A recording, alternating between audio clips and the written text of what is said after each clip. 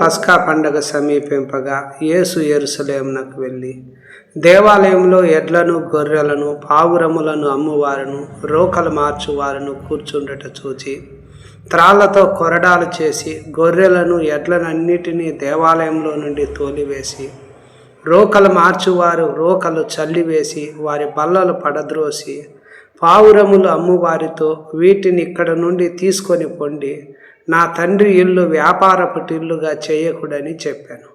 ఆయన శిష్యులు నీ ఇంటిని కూర్చున్న ఆసక్తి నన్ను భక్షించునని వ్రాయబడి ఉన్నట్టు జ్ఞాపకం చేసుకొనిరి అన్నాను. అదే విషయం గురించి మరొక చోట చూసినట్లయితే మార్కు సువార్త 11వ అధ్యాయంలో వారు యెరూషలేమునకు వచ్చినప్పుడు ఆయన దేవాలయంలో ప్రవేశించి దేవాలయంలో క్రయ విక్రయాలు చేయి వారిని వెళ్ళగొట్టను ఆరంభించి రోకలు మార్చి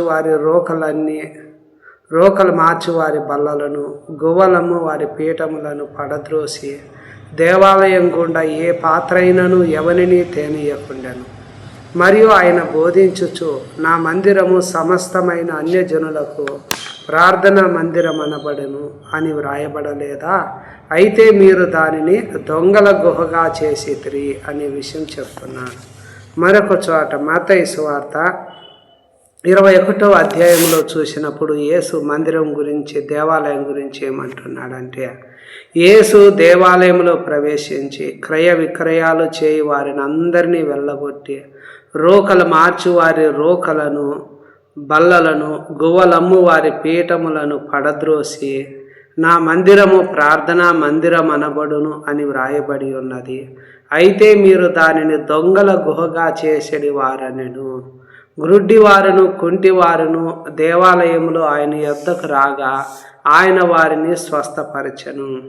కాగా ప్రధాన యాజకులు శాస్త్రులను ఆయన చేసిన వింతలను దావీదు కుమారునికి జయము అని దేవాలయంలో కేకలు వేయుచుండగా చిన్నపిల్లలను చూచి కోపముతో మండిపడి వీరు చెప్పుచున్నది వినుచున్నావా అని ఆయన అడిగిరి.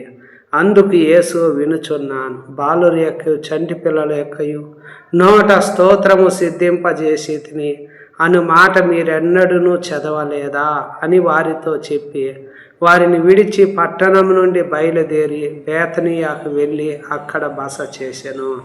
ఇక్కడ మందిరాన్ని ప్రార్థనా మందిరంగా కావాల్సింది ఏం చేస్తున్నారంటే దొంగల గుహగా చేస్తున్నారు. అందువలన యేసు ఆ దేవాలయంలో ఉన్న వారిని ఖండిస్తున్నాడు, వారిని అక్కడి నుండి బయటకు వెళ్ళగొడుతున్నాడు. ఆమేన్.